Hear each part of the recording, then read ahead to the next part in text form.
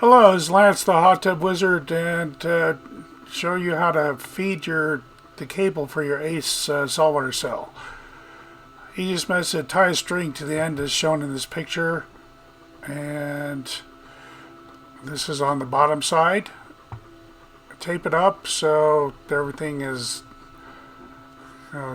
semi-smooth and won't get caught, and then you can pull it through. You can see the cable and then the string here at the end.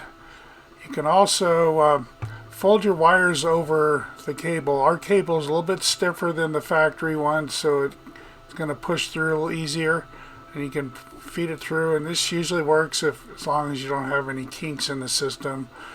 Or you can get a straightened out coat hanger and use that from the back side and pull your wires through.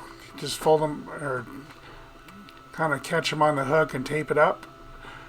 And anyway, pull it through. Don't forget the compression fitting or you'll have to redo it.